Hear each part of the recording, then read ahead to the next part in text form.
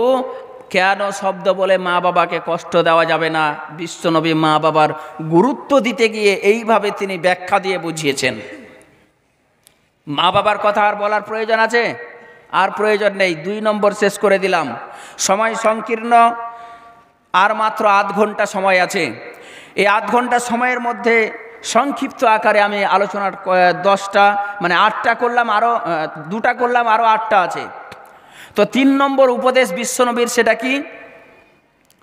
ওয়ালা তাতরুকান্না সলাতান মাকতুবাতান মুতাআম্মিদান ফাইন্না মান তারাকা সলাতান মাকতুবাতান মুতাআম্মিদান ফাকাদ বারিয়াত মিনহু জিম্মাতুল্লাহি। উম্মত রে, জীবনে তুমি যতদিন বাঁচবে, যতদিন জীবনে বেঁচে থাকবে, ও অলসতা করে নামাজকে ছেড়ে দেবে না। আজ পড়ছি কাল পড়বো এই করে নামাজ ছেড়ে দিও না। জোহরের টাইমটা ঢিলা হয়ে গেল, বলছো না আর আমি এখন নামাজ পড়বো না, আসরের সময় একসঙ্গে নামাজটা পড়ে নিব। মসজিদে আজান হয়ে গেছে, হাইয়া আলাস সালাম, তবু আপনার ঘুম ভাঙে নাই, আপনার মাথায় কোনো পোকা নাড়া দেয় নাই। আল্লাহর ডাক এসেছে, সর্বশ্রেষ্ঠ ডাক। এই ডাক আসার পরে পৃথিবীর কোনো কাজ কর্ম আপনার আমার জন্য হালাল হতে পারে না। অতএব আমাকে আপনাকে আল্লাহর ডাক শোনার পরে পরে মসজিদে এসে হাজির হয়ে যেতে হবে, মসজিদে এসে মাথা নত করতে হবে, আল্লাহকে রাজি এবং খুশি করার চেষ্টা করতে হবে। অথচ আপনি দেখবেন মসজিদে আজান হচ্ছে হাইয়া আলাস সালাহ, অথচ মসজিদের এক কোণে একটা চায়ের দোকান আছে, চায়ের দোকানে ক্রাম বোর্ড লাগা আছে, টিভি দেওয়া আছে।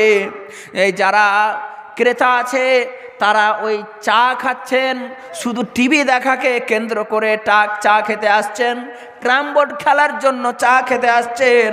আজান হচ্ছে, টিভি বন্ধ হয় না, আজান হচ্ছে, আপনার ক্রাম বোর্ড বন্ধ হয় না, পৃথিবীর কোনো কাজ কর্ম বন্ধ হয় না। ও ভাই আমার, আপনার জীবন ধ্বংস হয়ে যাবে, আপনার জীবন বরবাদ হয়ে যাবে, আপনার জীবন কামিয়াবির জীবন তৈরি হতে পারবে না। রব্বুল আলামিনের নবীজি তাই বলছেন, জেনে শুনে অলসতা করে তোমরা নামাজ ছেড়ে দিও না। যদি তোমরা জেনে বুঝে ফরজ নামাজকে ছেড়ে দাও, অলসতা করে নামাজ ছেড়ে দাও, আল্লাহর নবী বলছেন ফাকাদ বারিয়াত মিনহু জিম্মাতুল্লাহি, আল্লাহ এবং বান্দার যে একটা চাওয়া পাওয়ার নিবিড় সম্পর্ক থাকে, বিশ্বনবী বলছেন এই চাওয়া পাওয়ার সম্পর্কের মধ্যে বিচ্ছেদ তৈরি হয়ে যায়, তালাক হয়ে যায়, আল্লাহ এবং বান্দার মধ্যে আর কোনো সম্পর্ক থাকে না। আজান হচ্ছে, আপনি নামাজ পড়বেন না তো, আপনার সাথে সম্পর্ক আল্লাহর তালাক হয়ে গেছে। আমরা কয়েক বছর আগে দেখেছিলাম মায়ানমারে মুসলমানকে কচু কাটা করে কাটা হচ্ছে না? কিছুদিন আগে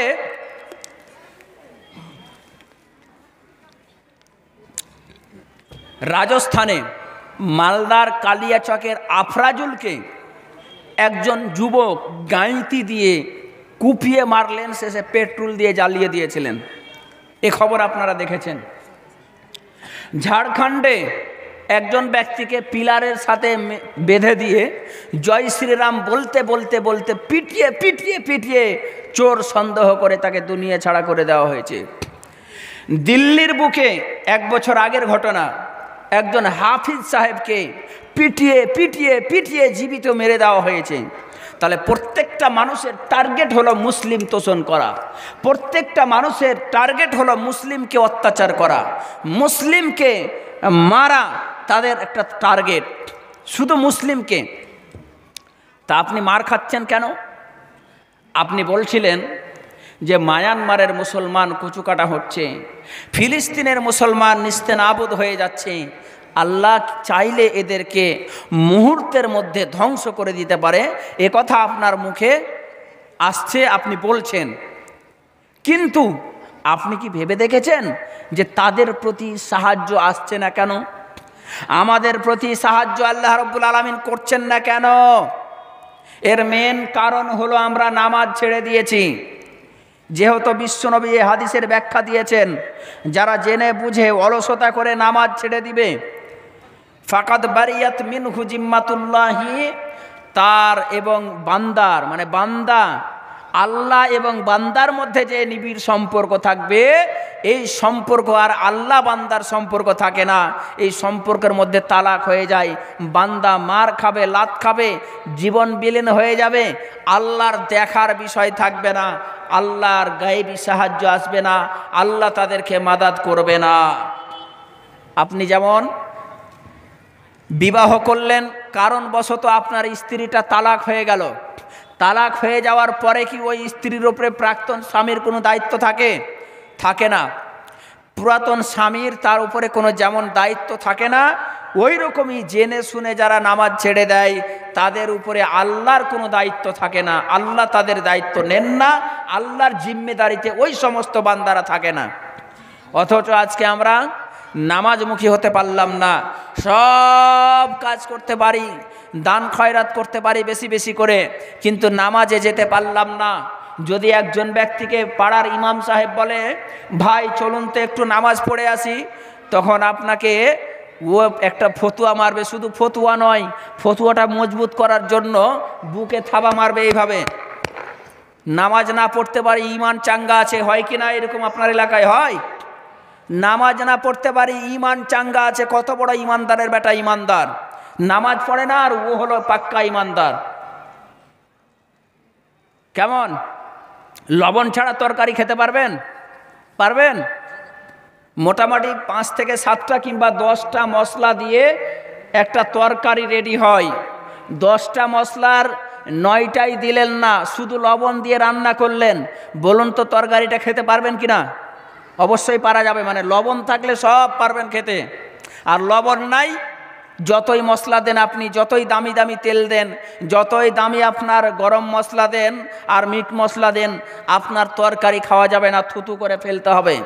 ওই রকম আমি বলছি যে নামাজ ছাড়া যারা নিজেকে ইমানদার মনে করছেন, তারা ওই লবণবিহীন তরকারির মতো, লবণবিহীন তরকারি যেমন থুতু থুতু করে ফেলে দিতে হয়, ওই রকমই আমাদের আপনাদের এই নামাজবিহীন আমলগুলোকে থুতু করে ফেলে দিতে হবে। হাসরের মাঠে দেখতে পাবেন, ঠিক আছে, আল্লাহ আপনাকে দেখাবে, আপনার উপরে জুলুম করবে না যে আপনি 50,000 টাকা দান করেছিলেন, আপনি এই ভালো কাজটা করেছিলেন, কিন্তু জীবনে নামাজের ধারে কাছে যাননি, সেদিন আপনার ওই আমল কাজে আসবে না। তো ঈমান যদি আমাদেরকে ঈমানদার হতে হয় পুরোপুরিভাবে, তবে আপনাকে আমাকে নামাজি হতে হবে, নচেত আমরা নিজেকে ঈমানদার দাবি করতে পারি না। 3 নম্বর উপদেশ শেষ করলাম। 4 নম্বরে সরাসরি চলে যাচ্ছি। ওয়ালা তাসরাবান্না খামরান ফাইন্নাহু রাসুন কুল্লে ফাহিসাতিন। উম্মত রে, জীবনে যতদিন বাঁচবে শরাব পান করবে না, নেশাদার দ্রব্য খাবে না।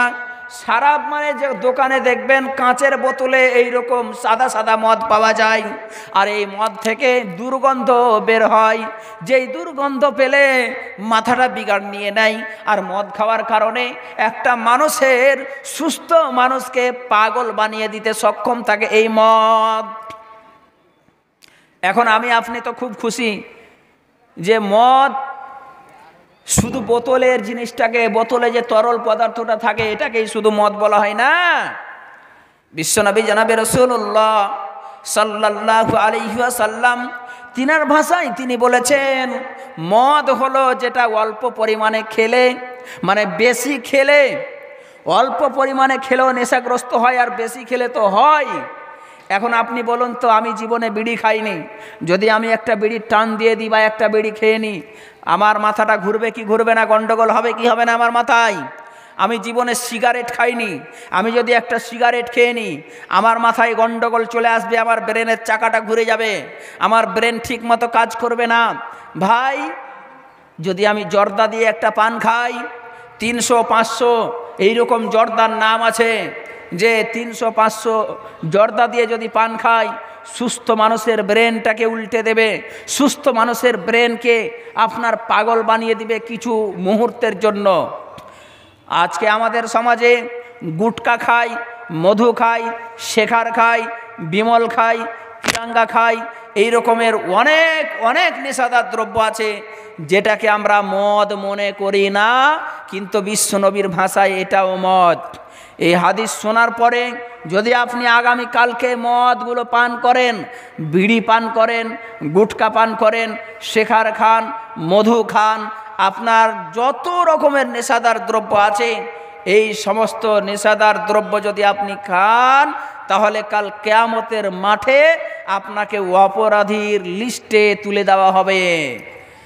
আপনাকে ছাড়তে হবে, আপনি ছাড়তে বাধ্য, আপনাকে ছাড়তেই হবে এই মুহূর্তে। যদি না ছাড়েন তাহলে আপনি সেদিন অপরাধী বলে আখ্যায়িত হবেন, আপনাকে আল্লাহ রাব্বুল আলামিন অপরাধী বলে চিহ্নিত করবেন।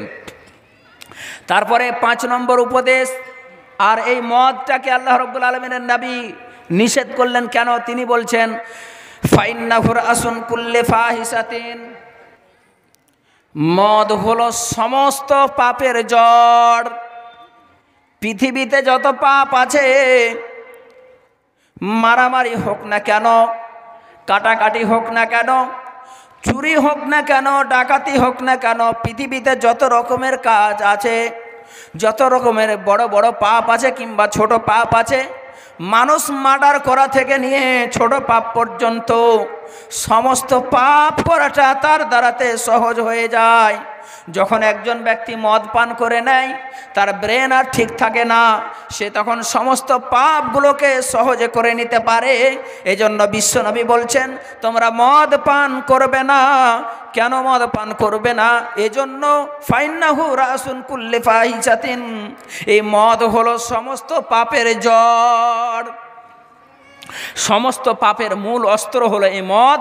অতএব আমরা আজকের পর থেকে মদ পান করব না, কোনো রকমের নেশাদার দ্রব্য পান করব না ইনশাআল্লাহ। 5 নম্বর উপদেশ আল্লাহর নবী কি দিচ্ছেন? ওয়া ইয়াকা ওয়াল মাআসিয়াতা ফাইন্না বিল মাআসিয়াতি হাল্লান সাকাতুল্লাহি আজ্জা ওয়া জাল্লা। উম্মত রে, যতদিন জীবনে বাঁচবে গুনার কাজে লিপ্ত হবে না, কোনো রকমের গুনাহ করবে না। আমরা অহরহ গুনায় জড়িত, আমরা অহরহ গুনার কাজ করছি, আমরা গুনাহ থেকে দূরে সরতে পারি না, আমরা গুনাহ থেকে দূরে সরে যেতে চাচ্ছি না, মন চাই না। একটা রং নম্বরে ফোন এসছে, হ্যালো। যখন মেয়ের কণ্ঠ পেয়েছে তখন তার সাথে প্রেম প্রীতি জমিয়ে আপনার পরকীয়ার সম্পর্কে লিপ্ত হয়ে গেছে, অথচ সে এটাকে পাপই মনে করে না, সে এটাকে পাপই মনে করে না। সে মনে করছে খুব ভালো কাজ করছি। সে অহরহ এইভাবে পরকীয়া চালিয়ে যাচ্ছে, দোকানে যাচ্ছে, বাজারে যাচ্ছে, শুধু সমালোচনা আর সমালোচনা।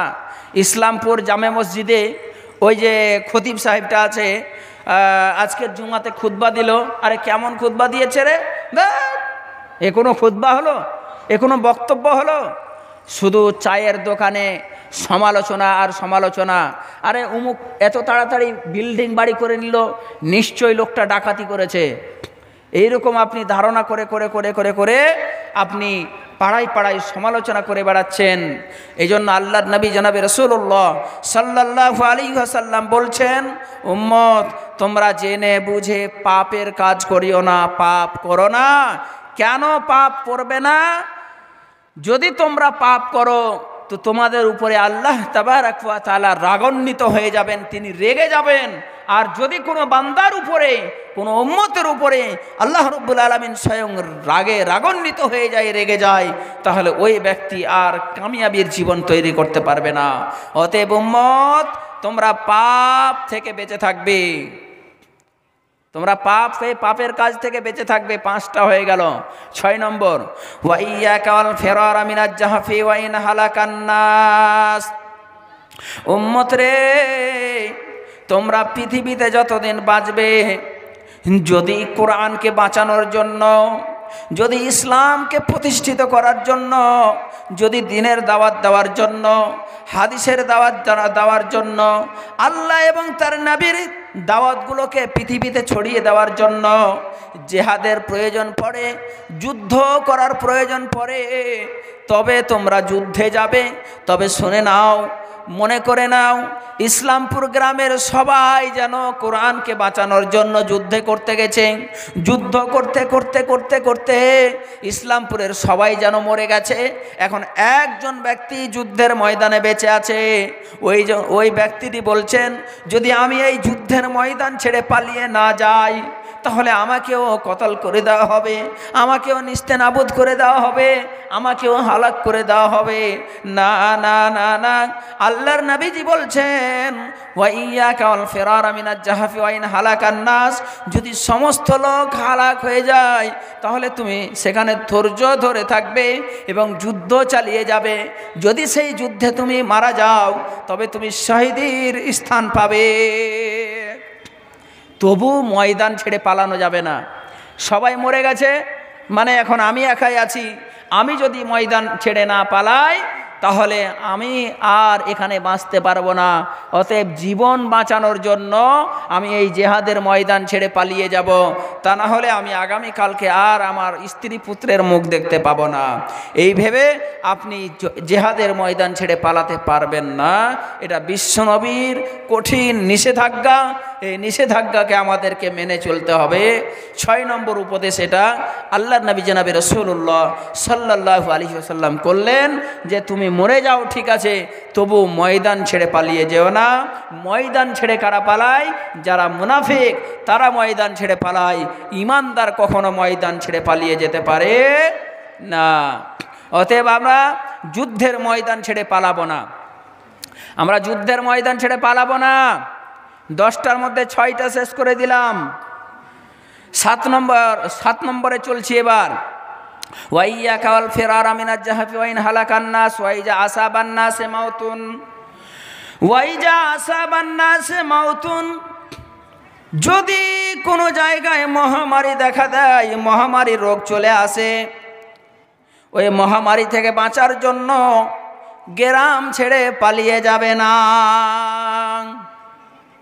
ইসলামপুরে এখন একটা ভাইরাস চলে এসেছে, মনে করেন যেই ভাইরাসে আক্রান্ত হলে মানুষ মারা যাচ্ছে, মানে মারণ রোগ। এটা মারণ রোগ ইসলামপুরে চলে এসেছে। এখন আপনি মনে করছেন যদি আমি ইসলামপুর ছেড়ে পালিয়ে না যাই তাহলে এই রোগে আক্রান্ত হব, আর এই রোগে আক্রান্ত হওয়ার পরে আমি এখানে মারা যাব, আমার জীবন আর বাঁচবে না। অতএব এই রোগ থেকে বাঁচতে হলে আমাকে ইসলামপুর গ্রাম ছেড়ে পালাতে হবে। বিশ্বনবীর ভাষা, কড়া নিষেধাজ্ঞা যে না, তুমি এই গ্রাম ছেড়ে পালাতে পারবে না। গ্রামের মানুষ তো অন্য গ্রামে যেতে পারবে না, কিন্তু মনে করেন আমি দিনাজপুর থেকে এসে ইসলামপুরে চলে এসেছি, আমি জানতাম না যে এখানে মহামারী আছে, এখানে মারণ রোগ আছে, আমি জানতাম না, কিন্তু আমি এখানে এসে আটকে যাব। আমি এখান থেকে এই রোগের ভয়ে, রোগাক্রান্ত না হওয়ার ভয়ে ইসলামপুর গ্রাম ছেড়ে পালাতে পারবো না। এটা বিশ্বনবীর ভাষা। এই জন্য দেখবেন আমরা সাময়িক সময়ের জন্য কষ্ট পেয়েছিলাম, আমাদের অন্তর কাঁপছিল, যাহারে আমার কলেজার টুকরা সন্তান কেরালায় কাজ করতে গেছে, সেখানে গিয়ে আটকে গেছে, আসতে পারে না। এই যে আমাদের সমাজে একটা করোনা ভাইরাসের একটা মারণ রোগ আমরা শুনলাম, এটার সত্য কতটুকু আছে আমি জানি না, তবে যদি এটা সত্যিই হয়ে থাকে তবে এই যে লকডাউনটা দিয়েছিল, দেখেন এটা হাদিসের সাথে মিল আছে। মানে যে যেখানে আছে তাকে সেখানেই থাকতে হবে, সেখান থেকে মরণের ভয়ে পলায়ন করা যাবে না। বোম্বাইতে আপনার ভাই কাজ করছে, আপনার আব্বা কাজ করছিল, লকডাউনের সময় আপনি কান্না করছিলেন, রাগ করছিলেন, ভাই আমার এটা করা ঠিক নয়। মানে মারণ রোগের ভয়ে আমরা গ্রাম ছেড়ে পালাতে পারবো না। এটা হচ্ছে বিশ্বনবী জনাবে রাসূলুল্লাহ সাল্লাল্লাহু আলাইহি ওয়াসাল্লামের ভাষা। ওয়াইজা আসাবান নাসে মাউতুন, 7 নম্বর শেষ। ওয়াইজা আসাবান নাসে মাউতুন ওয়ানফিক আলা ইয়ালিকা মিন তৌলিকা। আল্লাহর নবী জনাবে রাসূলুল্লাহ সাল্লাল্লাহু আলাইহি ওয়াসাল্লাম তিনি 8 নম্বর উপদেশ দিচ্ছেন, উম্মত রে খবরদার হয়ে যাও, সাবধান হয়ে যাও, হুঁশিয়ার হয়ে যাও। তুমি জীবনে কানজুসি করতে যাবে না, কৃপণ হয়ে যাবে না, কৃপণতা করবে না। তার মানে কেমন কৃপণতা? আপনার স্ত্রী পুত্র স্বজন রয়েছে, আপনারা দুই ভাই, এক ভাই আপনার সপ্তাহে একদিন মাছ মাংস খাচ্ছে, আর আপনি যদি চান তাহলে সপ্তাহে 2 দিন মাছ মাংস খেতে পারবেন, অথচ আপনি 2 দিন মাছ মাংস খাচ্ছেন না, মানে মাসকে মাস আপনার বাড়িতে ভালো মন্দ রান্না হচ্ছে না, আপনি কৃপণতা করছেন। আপনি চিন্তা করছেন যে আমার পকেটে যদি এই 500 টাকা আছে, আমি 100 টাকার মাছ কিনি কিংবা গোশ কিনি, টাকাটা কমে যাবে, ব্যাংক ব্যালেন্স কমে যাবে। অতএব টাকা কমে যাওয়ার ভয়ে কৃপণতা করে সন্তান সন্ততিকে ভালো খাওয়াচ্ছে না, পড়াচ্ছে না। সন্তান চেয়ে আছে, আরে আমার কাকাতো ভাই মাছ মাংস দিয়ে ভাত খাচ্ছে, আমার কাকাতো ভাই নতুন জামা পরছে, এই হাড় কাঁপানো শীতে আমার কাকাতো ভাই জ্যাকেট পেয়েছে, কিন্তু আমার আব্বা আমাকে চাইলে 2টো জ্যাকেট দিতে পারবে, কিন্তু আমাকে এখন পর্যন্ত একটা জ্যাকেট দিল না। এইভাবে কৃপণতা করা যাবে না। যদি আপনি এইভাবে কৃপণতা করে আপনার পরিবারকে কষ্ট দেন, আপনাকে হাসরের মাঠে অপরাধীর খাতায় নাম তুলে দেওয়া হবে, অপরাধী হয়ে হাসরের মাঠে দাঁড়াতে হবে, আপনাকে জবাবদিহি করতে হবে।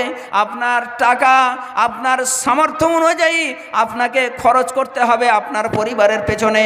খবরদার কাঞ্জুসি করে, কৃপণতা করে আপনি টাকাগুলো বাঁচাতে পারবেন না। আপনার টাকা হয়েছে, এটা আল্লাহর নেয়ামত, এই টাকাকে সৎ পথে ব্যয় করতে হবে। আপনার সন্তান সন্ততিকে এই টাকা থেকে সুন্দর করে খাওয়াতে হবে, সুন্দর করে খাওয়াতে পড়াতে হবে, এবং ওই টাকা থেকে, ওই টাকার একাংশ দিয়ে আপনার সন্তানকে ভালো একটা মাদ্রাসায় পড়াশোনা করাতে হবে, যেন সেই সন্তানটা মানুষের মতো মানুষ হয়, আর ওই সন্তানটা কোরআন এবং হাদিস দিয়ে নিজের জীবনকে বাস্তবায়ন করতে পারে। এই রকম করে আপনার পরিবারকে গঠন করতে হবে। আপনার টাকা দিয়ে, আপনার অর্থ দিয়ে আপনাকে আল্লাহ রাব্বুল আলামিন যেটা দান করেছেন, সেই অর্থ দিয়ে আপনার সন্তান সন্ততিকে কি করতে হবে? আল্লাহ রাব্বুল আলামিনের রাস্তায় যেন গড়ে তুলতে হবে। সে যেন একটা আল্লাহওয়ালা সন্তান হয়ে যায়, সে যেন একটা আল্লাহওয়ালি মেয়ে হয়ে যায়। এইভাবে আপনাকে আপনার টাকা পয়সা দিয়ে যথেষ্ট পরিমাণে যতটুকু দরকার, মানে দরকার ছাড়া আপনার অপচয় খরচ করা যাবে না। আপনি যদি আবার অপচয় খরচ করেন, এটার জন্য আপনাকে অপরাধী হয়ে হাসরের মাঠে দাঁড়াতে হবে। প্রয়োজন মোতাবেক যেটা প্রয়োজন আছে আপনাকে প্রয়োজন মেটাতে হবে। আপনাকে আল্লাহ রাব্বুল আলামিন বাড়ির কর্তা বানিয়েছেন, আপনাকে বাড়ির নেতা বানিয়েছেন। অতএব আপনাকে কর্তা হিসাবে, নেতা হিসাবে যাদেরকে আপনি নেতৃত্ব দেবেন, তাদেরকে সুন্দরভাবে আপনাকে পরিগঠন করতে হবে, তাদেরকে সুন্দরভাবে দ্বীনি শিক্ষায় শিক্ষিত করে তুলতে হবে। এটা আল্লাহ রাব্বুল আলামিনের নবী 7 নম্বর উপদেশ দিলেন যে খবরদার তোমরা নিজে কৃপণ হয়ে যাও না, তোমরা কৃপণতা অবলম্বন করো না, তোমরা কাঞ্জুসি করিও না, তোমরা কাঞ্জুসি করে করে করে করে টাকা পয়সাগুলোকে শুধু জমিয়ে জমিয়ে জমিয়ে ব্যাংকে রাখিও না। যথেষ্ট পরিমাণে স্ত্রীর উপরে খরচ করতে হবে। স্ত্রী ছেঁড়া কাপড় পরে আছে, আর আপনি দিতে পারবেন তাকে সুন্দর শাড়ি, নতুন নতুন শাড়ি দিতে পারবেন, অথচ আপনার স্ত্রী ছেঁড়া শাড়ি পরে বেড়ায়। আপনার একটু কি ঘৃণা হয় না? আপনার কি একটু খারাপ লাগে না যে আমার স্ত্রী ছেঁড়া কাপড় পরে বাড়িতে ঘোরাফেরা করে? কেউ এসে যদি দেখে যে এই স্ত্রীটা ছেঁড়া কাপড় পরছে, তাহলে মান সম্মান তো আপনারই যাবে। কার স্ত্রী রে? তো উমুকের স্ত্রী, এটা আপনার মান সম্মান যাবে। যদি আপনার টাকা না থাকে ভালো কথা, যদি আপনার টাকা থাকার পরে আপনি আপনার স্ত্রীকে সুন্দর পোশাক না দিতে পারেন, সুন্দরভাবে তাকে গড়ে তুলতে না পারেন, সন্তান সন্ততিকে সুন্দরভাবে খাইয়ে পরিয়ে না রাখতে পারেন, আপনি অপরাধীর কাঠগড়ায় দাঁড়াবেন। এটা হচ্ছে বিশ্বনবীর 7 নম্বর উপদেশ। ওয়ানফিক আলা ইয়ালিকা মিন তাওলিকা ওয়ালা তারফা আনহুম আসাকা আদাবা, ওয়ালা তারফা আসাকা আদাবা। আল্লাহর নবী জনাবে রাসূলুল্লাহ সাল্লাল্লাহু আলাইহি ওয়াসাল্লাম যেমন আপনাকে খাওয়াতে পরাতে বললেন, যেমন আপনাকে সামর্থ্য অনুযায়ী, মানে আপনার টাকা পয়সা যেমন আছে, এই টাকা পয়সা অনুযায়ী যেমন সন্তান সন্ততিকে খাওয়াতে বললেন, স্ত্রীকে খাওয়াতে বললেন, অনুরূপভাবে আল্লাহর নবী জনাবে রাসূলুল্লাহ সাল্লাল্লাহু আলাইহি ওয়াসাল্লাম তিনি বলছেন যে তোমার হাত থেকে যেন শাসনের লাঠিটা সরে না যায়। ওয়ালা তারফা আনহুম আসাকা আদাবা, যেন তোমার আদবের লাঠিটা হাত ছাড়া হয়ে না যায়। মানে আপনি এত পরিমাণে খরচ করছেন, এত পরিমাণে খাওয়াচ্ছেন যে খেতে পেয়ে পেয়ে পেয়ে পেয়ে অপচয় টাকা পেয়ে পেয়ে পেয়ে আপনার সন্তানগুলো কখন যে আল্লাহ ছাড়া হয়ে গেছে, মানে আল্লাহ ভীরুতা তার মধ্যে তৈরি করতে পারলেন না। এর জন্য আপনাকে জবাবদিহি করতে হবে। আপনাকে মাঝে মধ্যে আপনার হাতে লাঠি থাকবে, সেই লাঠি দিয়ে মাঝে মধ্যে প্রহার করতে হবে। কাকে? আপনার সন্তান সন্ততিকে এবং আপনার স্ত্রীকে প্রহার। লাঠি, লাঠি মানে কি? মারতে হবে না গরুর মতো, তাকে মুখ দিয়ে আদব শিক্ষা দিতে হবে। তাকে মুখ দিয়ে আদব শিক্ষা দিতে হবে, বেটা অমুক জায়গায় যেও না। আপনি বাপ, আপনার একটা দায়িত্ব আছে। আপনার ছেলে মেয়ে স্কুলে যায়, মাথায় ওড়না দেয় না, চুলগুলোকে খোলা রেখে সাইকেল চালিয়ে আপনার সেই মেয়েটা চলে যায় ইসলামপুর সাগর হাই মাদ্রাসাতে। আপনার ছেলেটা স্কুলে আসার পরে অবৈধ প্রেমে লিপ্ত হয়ে গেছে, আপনাকে খবর নিতে হবে। আপনি বাবা, আপনি আপনার ছেলেকে একটা অ্যান্ড্রয়েড ফোন কিনে দিয়েছেন, এই ফোন দিয়ে আপনার ছেলে কি কাজ করছে সেটা দেখতে হবে। রাত্রিবেলায় বিছানায় শুয়ে শুয়ে শুয়ে শুয়ে হোয়াটসঅ্যাপে চ্যাটিং করছে একটা অবৈধ মহিলার সাথে, যেই মহিলা আপনার ছেলের কোনো নিজের নয়, মানে নিজের কোনো বোন নয়, কোনো পাতানো একটা বোন, খালাতো বোন কিংবা তার গার্লফ্রেন্ড, সে মোবাইলে চ্যাটিং করছে আর কথা বলছে কার সাথে? একটা বেগানা নারীর সাথে। আপনাকে দেখতে হবে। রাত্রিবেলায় 12টা বেজে গেছে, আপনার সন্তান ঘুমায়নি, ঘরে লাইটটা জ্বলছে, আপনাকে দেখতে হবে, এই এত রাত হয়ে গেছে কেন তোমার বাল্বটা জ্বলছে, বাতিটা জ্বলছে, কেন বাতিটা নিভাচ্ছ না? দেখি বেটা তুমি কি করছো। বেটাকে যদি দেখা যায় তাহলে বেটা আমার ল্যাপের তলে মোবাইলে ভিডিও কলে কথা বলছে একজন মহিলার সাথে। এটা আপনাকে দেখতে হবে। শুধু বেটা নয়, বেটিকেও দেখতে হবে আপনাকে, যে বেটি আপনার কি করে। বেটি আপনার স্কুলের নাম করে সিনেমা দেখতে যায় না তো?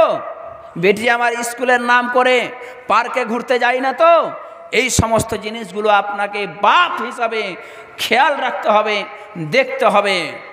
এই জন্য আল্লাহর নবী জনাবে রাসূলুল্লাহ সাল্লাল্লাহু আলাইহি ওয়াসাল্লাম বলছেন, ওয়ালা তারফা আনহুম আসাকা আদাবা, তোমার হাত থেকে আদবের লাঠিটা যেন না পড়ে যায়। আদব দিবে, আদব। তারপরে আল্লাহর নবী জনাবে রাসূলুল্লাহ সাল্লাল্লাহু আলাইহি ওয়াসাল্লাম বলছেন, ওয়া আখিফুহুম ফিল্লাহি। এটা হচ্ছে বিশ্বনবী জনাবে রাসূলুল্লাহ সাল্লাল্লাহু আলাইহি ওয়াসাল্লামের সর্বশেষ উপদেশ। আল্লাহর নবী জনাবে রাসূলুল্লাহর এটা হচ্ছে সর্বশেষ উপদেশ। আমি এতক্ষণ যেই 10খানা উপদেশ দান করলাম, এই 10খানা উপদেশের মধ্যে যা না আছে, এই একখানা উপদেশের মধ্যে তা রয়েছে। ওয়াকিফুহুম ফিল্লাহি, যদি কোনো ব্যক্তির মধ্যে আল্লাহ ভীরুতা তৈরি হয়ে যায়, মানে আল্লাহর নবী জনাবে রাসূলুল্লাহ বলছেন, উম্মত রে, তুমি মাঝে মধ্যে তোমার পরিবারবর্গকে কি করবে? আল্লাহর ভয় দেখাবে। আর এই আল্লাহর ভয় যদি কোনো মানুষের মধ্যে চলে আসে, কোনো মানুষের অন্তরে আল্লাহর ভয় তৈরি হয়ে যায়, আল্লাহর নবী জনাবে রাসূলুল্লাহ সাল্লাল্লাহু আলাইহি ওয়াসাল্লাম বলছেন, আল্লাহর ভয় তৈরি হয়ে যাওয়ার কারণে ওই মানুষটা আর কোনোদিন গুনার কাজ করতে পারবে না, ওই মানুষটা আর কোনোদিন পাপের কাজে লিপ্ত হতে পারবে না। চুরি করছে, চুরি করতে যাচ্ছে, আল্লাহর ভয় অন্তরে আছে। যদি আল্লাহর ভয় অন্তরে থেকে যায়, চুরি করতে যে সেই লোকটা ঘুরে চলে আসবে, চুরি করতে পারবে না। ওই লোকটা আর চুরি করতে পারবে না, ঘুরে চলে আসবে যে আল্লাহ দেখছে, পৃথিবীর কেউ দেখে না, পৃথিবীর সমস্ত বিদ্যুৎ লাইট সব বন্ধ হয়ে গেছে, কিন্তু আল্লাহর লাইট, আল্লাহর চোখের লাইট বন্ধ হয়নি। আল্লাহ আমাকে স্বয়ং দেখছেন। আল্লাহর ভয় যদি কোনো ব্যক্তির মধ্যে চলে আসে, তাহলে ওই ব্যক্তিটি কামিয়াবির জীবন তৈরি করে নিতে পারবে। ওই ব্যক্তির দ্বারাতে আর কোনো রকমের অবৈধ কাজ, হারাম কাজ, যেটা ইসলাম সম্বোধন করে না, শরীয়ত পারমিশন দেয়নি, এই সমস্ত কাজগুলো সেই ব্যক্তি করতে পারবে না। আল্লাহর ভয়, এই কথাটা মনে হচ্ছে ছোট্ট, কিন্তু এটা কোনো ছোট্ট বাক্য নয়। আল্লাহর ভয় যদি আমার মধ্যে, আপনার মধ্যে প্রকৃতপক্ষে থাকে, আল্লাহর ভয় কতটা দামি, আল্লাহর ভয় কতটা দামি। আল্লাহ তাবারাক ওয়া তাআলা বলছেন, ইয়া আইয়ুহাল্লাযীনা আমানুত্তাকুল্লাহা হাক্কা তুকাতিহি ওয়া লা তামুতুন্না ইল্লা ওয়া আনতুম মুসলিমুন। বান্দারে, যারা তোমরা আল্লাহকে আল্লাহ বলে মেনে নিয়েছো, যারা ঈমানদার হয়েছো, যারা নিজের অন্তরে আল্লাহকে এক বলে, ওয়াহদা বলে, লা শারিক বলে মেনে নিয়েছো, যারা পৃথিবীতে মুমিনের টাইটেল গ্রহণ করতে পেরেছো, ও আমার ঈমানদার বান্দারা, তোমরা শুনে নাও, তোমরা আল্লাহকে ভয় করো। আল্লাহকে যেমনভাবে ভয় করতে হয় অনুরূপভাবে ভয় করো, ভয় করার মতো ভয় করো। যদি কোনো ব্যক্তির মধ্যে আল্লাহ ভীরুতা চলে আসে, ওই ব্যক্তি কখনো পাপের কাজ করবে না। এই জন্য আল্লাহ রাব্বুল আলামিন বলছেন, তোমরা আল্লাহকে ভয় করো, ভয় করার মতো ভয় করো। ওয়ালা তামুতুন্না, তোমরা মৃত্যুবরণ করিও না, ইল্লা ওয়া আনতুম মুসলিমুন, যতক্ষণ পর্যন্ত তোমরা নিজেকে পরিপূর্ণভাবে মুসলিম রূপে গড়ে নিতে না পেরেছ। মুসলমান মানে নামের মুসলমান। নাম যদি আব্দুর রহমান হয় মুসলমান, আব্দুল সাত্তার হয় মুসলমান, আব্দুল করিম হয় মুসলমান।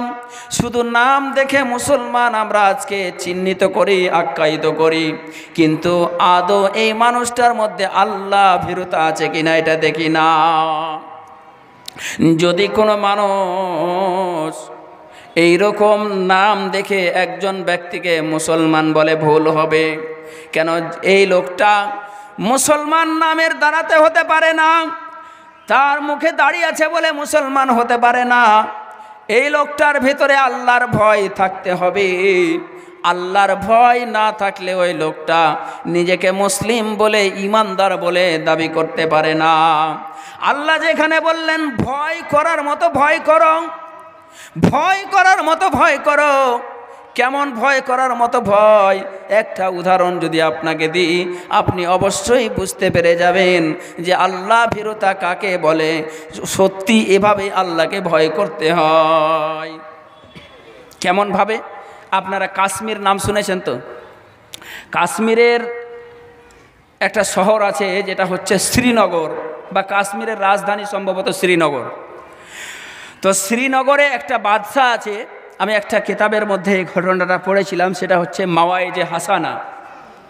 মাওয়াইজে হাসানার ভিতরে আল্লাহর ভয় কিভাবে মানুষের মধ্যে তৈরি করতে হবে এবং ভয় কিভাবে রাখতে হবে, এই ভয়টাকে কেন্দ্র করে এই উদাহরণটা তিনি দিয়েছেন। কি উদাহরণ? যে কাশ্মীরের শ্রীনগরে একটা বাদশাহ আছে, আর বাদশার আন্ডারে যে সমস্ত ওয়াজির, এই ওয়াজিরের বাংলা হলো মন্ত্রী। ওয়াজিরের বাংলা হলো মন্ত্রী। তো একটা বাদশার 3 জন ওয়াজির আছে, মন্ত্রী আছে। তো এই 3 জন ওয়াজির মন্ত্রীকে হঠাৎ করে বাদশাহ এবার কি করবেন? পরীক্ষা নেবেন যে তারা আমার হুকুমগুলো কতটুকু পালন করে। বাদশাহ এবার 3 জন ওয়াজিরকে ডাকলো, ও আমার মন্ত্রী শুনে নাও, শুনে নাও। যখন 3 জন মন্ত্রী সামনে আসলো, 3 জন মন্ত্রী সামনে আসার পরে বাদশাহ বলছেন, ও মন্ত্রী, আমি আজকে তোমাদের একখানা কাজ দেব, যে কাজখানা যদি কোনো ব্যক্তি করতে পারে তাহলে তাকে অর্ধেক রাজত্ব আমি তাকে দান করে দেব, অর্ধেক রাজত্বের বাদশাহ আমি তাকে বানিয়ে দেব। তিনজন ওয়াজির আসলেন। ওয়াজির আসার পরে হঠাৎ করে বাদশাহ যেন তার আলমারি থেকে একটা হীরা বের করলেন। হীরা, যেটা পৃথিবীর মধ্যে মূল্যবান একটা সম্পদ, দামি সম্পদ, ওই হীরাটা যেন বের করলেন। হীরাটা বের করার পরে তিনজন ওয়াজিরকে কেন্দ্র করে বলছেন, ও আমার ওয়াজির মন্ত্রীরা, তোমরা শুনে নাও, এই হীরাটিকে ভেঙে দাও। যদি তোমরা হীরাটিকে ভেঙে দিতে পারো তবে তোমাকে অর্ধেক রাজত্ব দান করা হবে। ওয়াজির বা মন্ত্রী এরা যেন আপনার হতভম্ব হয়ে গেল, তাজ্জুব হয়ে গেল। আজীব ব্যাপার, হীরা একটা দামি সম্পদ, এটা বাদশাহ আজকে হঠাৎ করে কেন চূর্ণ বিচূর্ণ করতে বলছেন? আমি যদি এখন হঠাৎ করে এই মোবাইলটা আপনাদের কাউকে ভাঙতে বলি, কেউ ভাঙবেন না, আর বলবেন যে আপনার ব্রেন মনে হয় খারাপ হয়ে গেছে, আপনি পাগল হয়ে গেছেন, এজন্য আমাদেরকে এই মোবাইলটা ভাঙতে বলছেন। কিংবা আমি একটা 2000 টাকার নোট বের করে দিয়ে আপনাকে বলছি নোটটা ছিঁড়ে ফেলেন, নোটটা ছিঁড়ে দেন, টুকরো টুকরো করে দেন, কেউ ছিঁড়তে রাজি হবে না। ওই রকম তিনজন ওয়াজিরের মধ্যে কেউ যেন রাজি হচ্ছেন না। যখন কেউ রাজি না হলো, সাধারণভাবে বলার পরে, আমভাবে বলার পরে, তখন একজনকে ডাকলেন, এই তিনজনের মধ্যে থেকে একজন এসো। একজন এসে তাকে বাদশাহ বলছেন, তুমি কি হীরাটাকে ভাঙতে পারবে? বলে, না হুজুর, আমাকে মাফ করবেন, আমি হীরাটা ভাঙতে পারবো না। লোকটা চলে গেল। 2 নম্বর ব্যক্তিকে ডাকা হলো, উনি আসলেন। এসে তাকে বলা হচ্ছে যে তুমি কি হীরাটা ভাঙতে পারবে? বলে, না হুজুর, আমাকে মাফ করেন, আমি এই হীরাটা ভাঙতে পারবো না, আমি এই হীরা ভাঙব না। তখন উনিও চলে গেলেন। 3 নম্বর ব্যক্তি উনি আসলেন। এসে তাকে বাদশাহ বলছেন, ও আমার ওয়াজির, ও আমার 3 নম্বর মন্ত্রী, প্রথম মন্ত্রীকে বলেছি সে যেন ভাঙতে পারল না, 2 নম্বর মন্ত্রীকে বললাম সেও ভাঙতে পারল না। ও ওয়াজির, ও মন্ত্রী, আমি তোমাকে শেষবারের মতো আদেশ দিচ্ছি, শুনে নাও, এই হীরার টুকরোটা তুমি যদি ভেঙে দিতে পারো তবে তোমাকে অর্ধেক রাজত্ব দান করা হবে। যখন এই কথাটা শুনল ওয়াজির, মন্ত্রী যখন এই কথাটা শুনল, শোনার সঙ্গে সঙ্গে সঙ্গে তিনি যেন একটা ইটের উপরে ওই হীরাটাকে রাখলেন, আর একটা ইট কিংবা পাথর দিয়ে চূর্ণ বিচূর্ণ করে দিলেন ওই হীরাটাকে। বাকি 2 জন ওয়াজির মন্ত্রী যেন রেগে গেল, রাগে রাগান্বিত হয়ে গিয়ে, এই তুমি কি করেছ? তোমাকে বন্দি করা হবে, তোমাকে বেঁধে দেওয়া হবে, তোমাকে জেল হাজত দেওয়া হবে, তোমাকে আর যেন এই রাজার জেলখানা থেকে মুক্তি কেউ দিতে পারবে না, তোমাকে কেউ যেন জেলখানা থেকে বের করতে পারবে না। একথা বলার পরে বাদশাহ এবার জিজ্ঞাসা করছেন, ও 1 নম্বর মন্ত্রী, এসো, তুমি কেন হীরার টুকরোটা ভাঙলে না? বলে, বাদশাহ নামদার, এই হীরাটা লক্ষাধিক টাকা যার মূল্য, এই হীরা আমি কি করে ভাঙতে পারি? আমি হয়তো ভেবেছি আপনি আমার সাথে মজাক মাস্কারা করেছেন, এই জন্য আমি ভাঙতে পারি নাই কিংবা ভাঙি নাই। 2 নম্বর মন্ত্রী, ও 2 নম্বর মন্ত্রী, তুমি কেন ভাঙলে না? বলে, আমিও ওই কারণেই ভাঙলাম না। 3 নম্বর মন্ত্রীকে ডাকা হলো, তুমি কেন ভেঙে দিলে বাবু? 3 নম্বর মন্ত্রী উত্তর দিচ্ছেন, বাদশাহ নামদার, আপনি আমার বাদশাহ, আপনি আমার মালিক, আপনাকে আমরা অনুকরণ করি, আপনার হুকুম পালন করি। ও বাদশাহ নামদার, আপনার হুকুম আসার পরে এই হীরার টুকরোটা কত দামি, এটা আমার কাছে বেশি মূল্য ছিল না। আমি একটা পাল্লায় আপনার হুকুমটাকে রাখলাম, আর একটা পাল্লায় আমি হীরার টুকরোটাকে রাখলাম, আর আমার অন্তরের দাড়ি দিয়ে যখন উঠালাম, অন্তরের দাড়িটা, আমার হৃদয়ের দাড়িটা যখন উঠালাম, দেখলাম আপনার হুকুমের পাল্লাটা ভারী হয়ে গেল আর হীরার টুকরোর পাল্লাটা হালকা হয়ে গেল। এজন্য বাদশাহ নামদার, আমি হীরার টুকরোটাকে ভেঙে দিয়েছি। ও ভাই জান আমার, বাপ জান আমার, আল্লাহর ভয় কেমন ভাবে আমার মধ্যে আসবে, আল্লাহর ভয় কেমন ভাবে তৈরি হবে, এই রকমই আপনাকে বোঝাতে চাচ্ছি। 3 নম্বর মন্ত্রী যেমন বাদশার হুকুম পালন করলো, মানে বাদশার হুকুম আসার পরে পরে তার কাছে দেখার সুযোগ নেই যে হীরাটা কত দামি, এই কয় লক্ষ টাকা দাম এই হীরার, এটা দেখার বিষয় তার কাছে নেই। তার কাছে দেখার বড় ব্যাপার হলো যে হুকুমটা কে করেছে, হুকুম স্বয়ং আমার বাদশা করেছে, অতএব আমি এই হুকুম মানতে বাধ্য। ও ভাইরা আমার, ও হতভাগা মানুষ, আজকে শুনে নি মসজিদে একটা মুয়াজ্জিন 5 বার আজান দেয়। কয়বার আজান দেয়? 5 বার আজান দেয়। 5 বারের মধ্যে প্রত্যেকটা আজানে মুয়াজ্জিন 2 বার বলে হাইয়া আলাস সালাহ, নামাজের জন্য এসো, মানে নামাজ পড়ার জন্য এসো। হাইয়া আলাল ফালাহ, নিজের কল্যাণের জন্য এসো, নামাজ পড়লে তোমারই কল্যাণ হবে, এতে কারো কল্যাণ হবে না। হাইয়া আলাস সালাহ 2 বার, হাইয়া আলাল ফালাহ 2 বার, মানে 2 বার নামাজের কথা। তো 2 বার নামাজ পড়ে কী লাভ হবে এই কথা? তাহলে 2 বার 5 ওয়াক্তে 2 বার, তার মানে 2 বার করে হলে 5 × 2 10। সারা দিনে রাতে একটা মুয়াজ্জিন আপনাকে 10 বার নামাজের জন্য ডেকেছে, হাইয়া আলাস সালাহ, হাইয়া আলাস সালাহ করে আপনাকে নামাজের জন্য ডেকেছে। অথচ আজকে আমরা নামাজমুখী হতে পারলাম না, আমাদের কেমন যেন আল্লাহর ভয় তৈরি হয়েছে। তো ওই যে 3 নম্বর মন্ত্রী যেমন বাদশার হুকুমটাকে বড় করে দেখলেন, ওই রকমই আজকে আমাকে আপনাকে দেখতে হবে আল্লাহর হুকুম আসার পরে, আল্লাহর নির্দেশ আসার পরে পৃথিবীর কোন কাজ কত বড় করছি এটা দেখার কোনো বিষয় নয়। এই আমাকে আল্লাহর ডাক আসার পরে পরে আমাদেরকে মসজিদে পৌঁছে নামাজ আদায় করতে হবে। এটা হচ্ছে আপনার আল্লাহর ভয়ের চিহ্ন।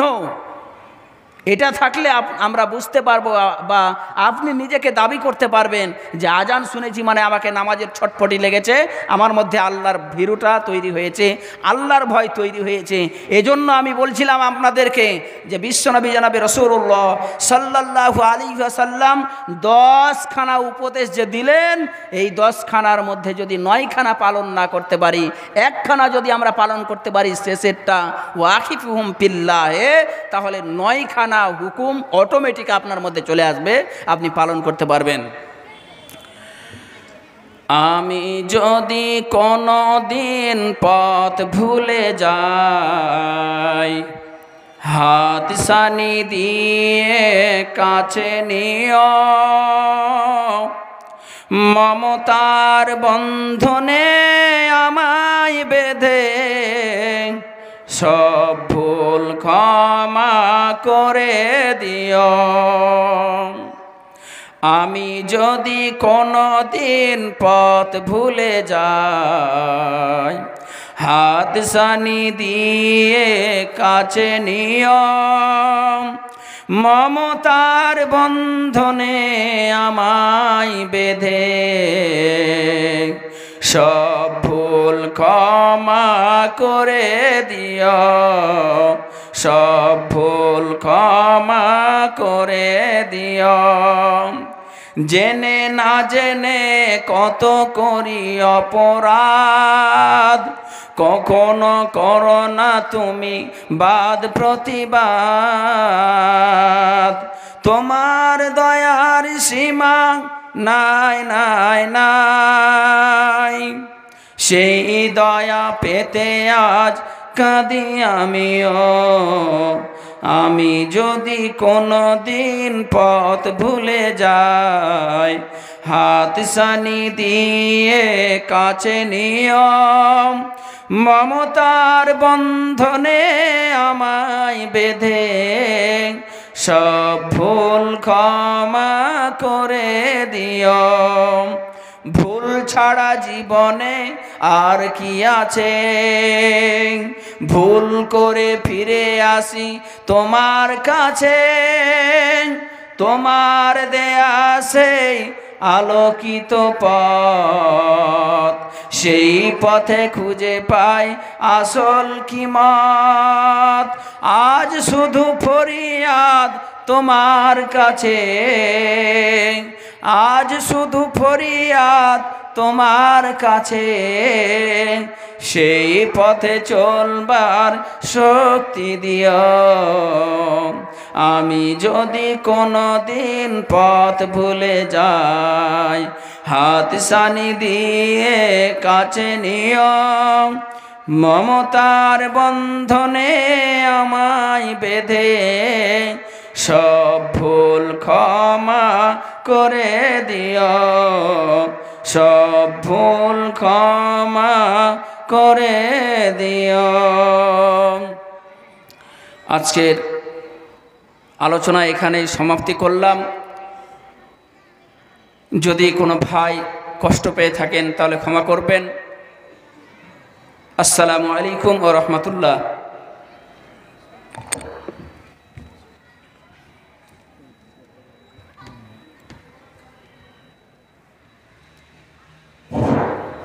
আসসালামু আলাইকুম। এতক্ষণ ধরে আপনারা মূল্যবান বক্তব্য শুনছিলেন ভাই আনিকুল ইসলাম সাহেবের মুখ থেকে। মাশাআল্লাহ, তিনি গুরুত্বপূর্ণ আলোচনা করছিলেন, আপনারা ধন্যবাদ দিয়ে শুনছিলেন। আল্লাহ যেন উভয় পক্ষকে বক্তা শ্রোতার জন্য আমল করার তৌফিক দান করেন, আল্লাহুম্মা আমিন।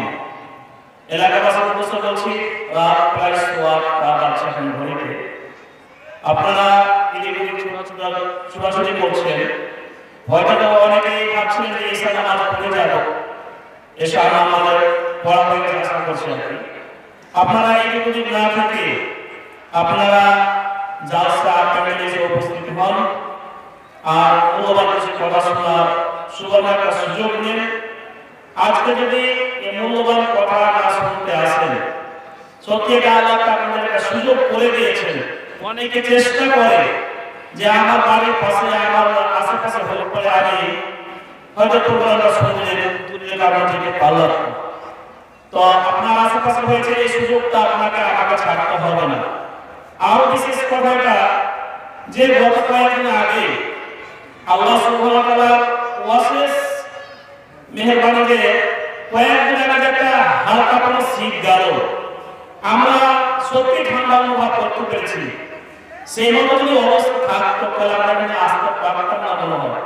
কিন্তু আল্লাহ আমাদের একটা বিশাল মেহেরবানি করেছেন যে আমরা সুন্দর আবহাওয়া পেয়েছি। দিনের মানে আবহাওয়া অশান্ত মানে সুন্দর, তেমন কিন্তু একটা ঠান্ডাও নাই। আর আমরা এমন একটা জায়গাতে বসে আছি যে আমরা এখানে বসে কিছু কথা শুনতে পাবো, আমাদের সাথে অসুবিধা হবে না, পাওয়া কথা নয়। আমি আপনাদের অনুরোধ করছি, আপনারা যে যেখানে আছেন সামনে এসে বসার চেষ্টা করুন।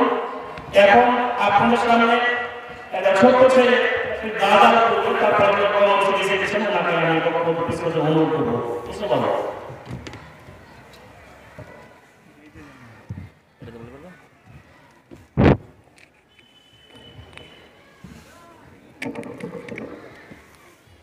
আসসালামু আলাইকুম ওয়া রাহমাতুল্লাহি ওয়া বারাকাতুহু।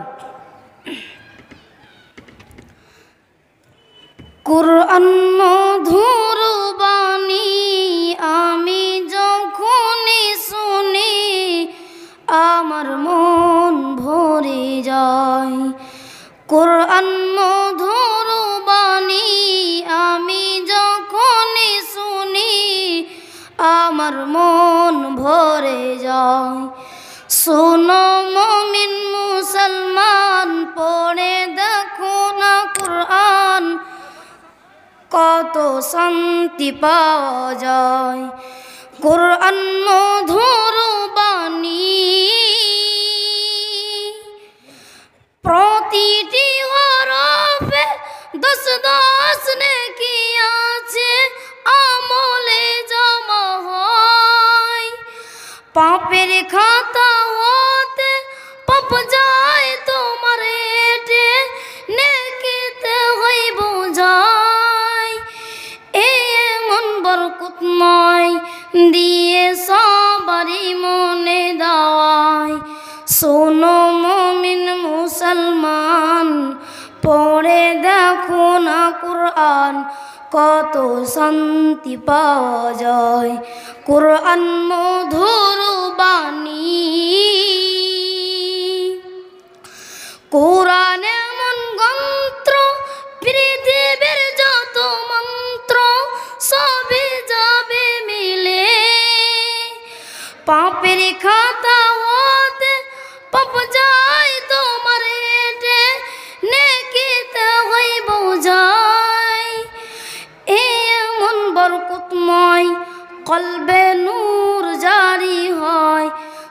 শোনো মুমিন মুসলমান, পড়ে দেখো না কুরআন, কত শান্তি পাওয়া যায়।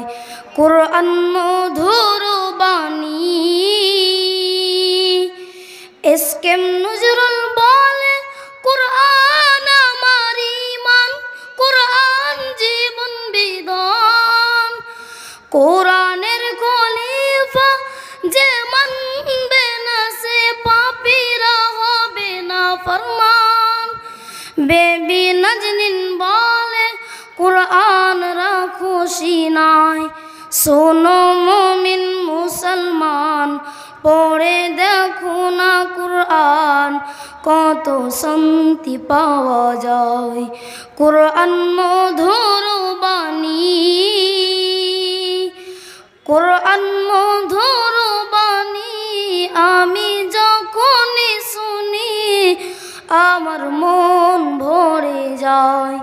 শোনো মুমিন মুসলমান, পড়ে দেখো না কুরআন, কত শান্তি পাওয়া যায়। কুরআন মধুর বাণী। আসসালামু আলাইকুম। শুকরিয়া, জাযাকাল্লাহু খাইরান। সুন্দর সঙ্গীত বা গাজাল পেশ করলেন কোরআন সম্পর্কে। এখন একটা ঘোষণা দিচ্ছি আগে। একটা বাইকের চাবি এখানে জমা হয়েছে, যিনার চাবি উনি প্রমাণ দিয়ে নিয়ে যাবেন, এখানে জমা থাকছে। বাম দিকের ভাইদের উদ্দেশ্যে বলছি, আপনারা দেখে খুব একটা ভালো লাগে না, আপনাদের আকারে দেখতে খুব ভালো, আপনার মানুষ ভালো মানুষ বলে এখানে এসেছেন, ভালো জায়গায় এসেছেন, বসে যান, বসলে ভালো লাগবে। মাঠ আপনাদের জন্য সুন্দর করে সাজানো হয়েছে, ব্যবস্থা আছে, বসে পড়ুন। আপনাদের সামনে এখন আজকের জালসা সবচেয়ে আকর্ষণীয় বক্তা আপনাদের সামনে এসে উপস্থিত হয়ে গেছে। আমরা জানি, চিনি, অনেকে আমার এলাকাতে এসেছেন। মালদা জেলার কয়েকজন রত্ন, তার মধ্যে সম্মানিত শাইখ হাবিবুর রহমান সালাফি সাহেব, উনি বহুদিন থেকে, আমাদের তো প্রায় 15-20 বছর থেকে জ্ঞান হয়েছে দেখছি, তার আগে থেকেই আমরা যেদিন থেকে আমরা আব্দুল আলী 2002-3 সাল থেকে আমরা দেখি ওই জালালপুর মাদ্রাসা তিনি প্রধান শিক্ষক হিসাবে আছেন এখন ওই জায়গাতে আর কি। উনি বুখারীর দাস দেন, যোগ্য আলেম, আমরা ভালো করে জানি।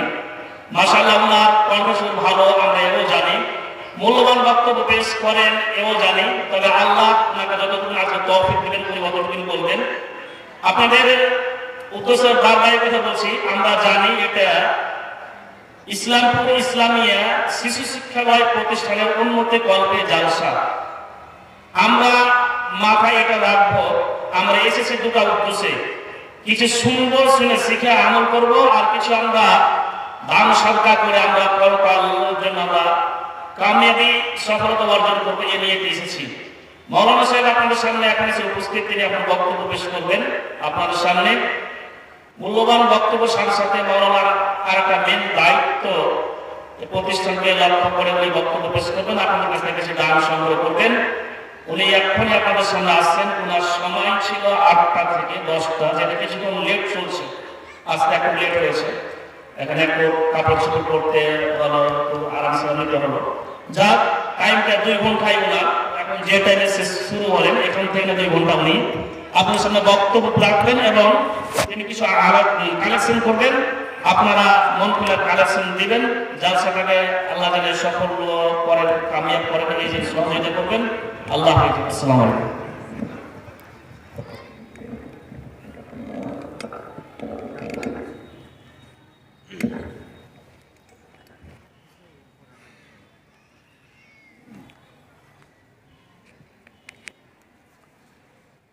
আসসালামু আলাইকুম ওয়া রাহমাতুল্লাহ।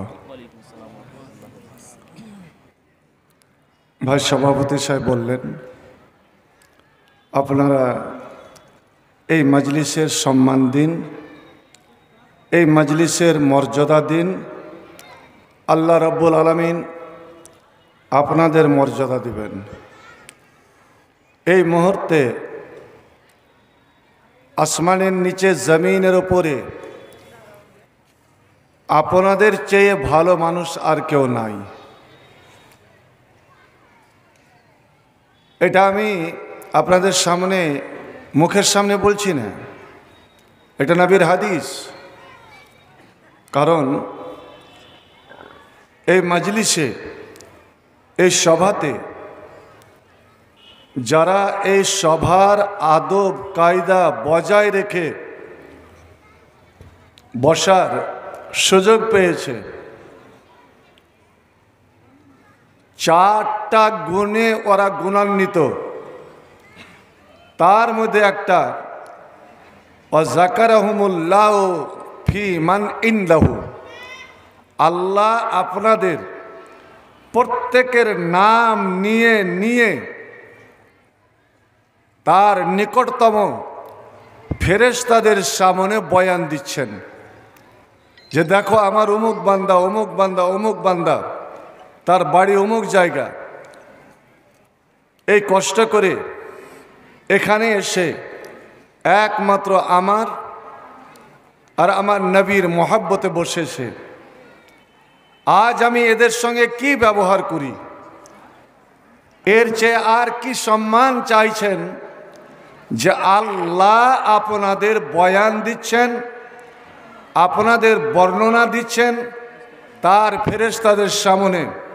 অতএব আল্লাহর একটু সম্মান প্রদর্শন করুন, আল্লাহর ওয়াস্তে একটু লড়ে চড়ে বসুন না, ফাঁকা জায়গা একটু পূরণ করে বসুন। আল্লাহ রাব্বুল আলামিন নিজে বলছেন তাফাসসাহু ফিল মাজালিসে, আমার মজলিসে এসে একটু তোমরা লড়ে চড়ে ফাঁকা জায়গা পূরণ করে বসো, বিনিময়ে ইফসাহিল্লাহু লাকুম, আমি আল্লাহ তোমাদের জন্য জান্নাতে জায়গা প্রশস্ত করব।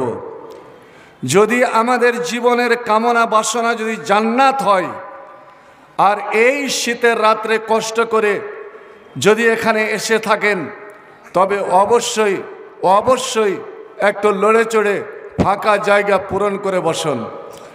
ইন্নাল হামদালিল্লাহ নাহমাদুহু ওয়া নাস্তাঈনুহু ওয়া নাস্তাগফিরুহু ওয়া নাউযু বিল্লাহি মিন শুরুরি আনফুসিনা ওয়া মিন সাইয়্যাতি আমালিনা।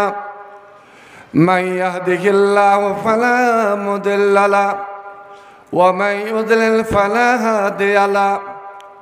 وأشهد أن لا إله إلا الله وحده لا شريك له وأشهد أن محمدا عبده ورسوله الذي أرسله بالحق بشيرا ونذيرا وداعيا إلى الله بإذنه وسراجا منيرا.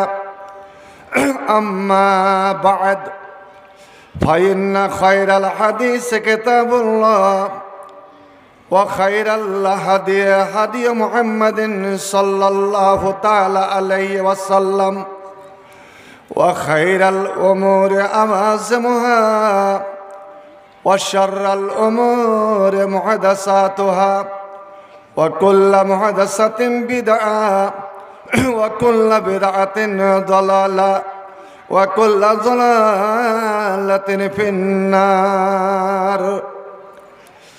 أعوذ بالله من الشيطان الرجيم. بسم الله الرحمن الرحيم. وما أرسلنا من رسول من قبلك إلا بلسان قومه ليبين لهم. بسم الله الرحمن الرحيم. يا أيها الذين آمنوا إن تنصروا الله ينصركم ويثبت أقدامكم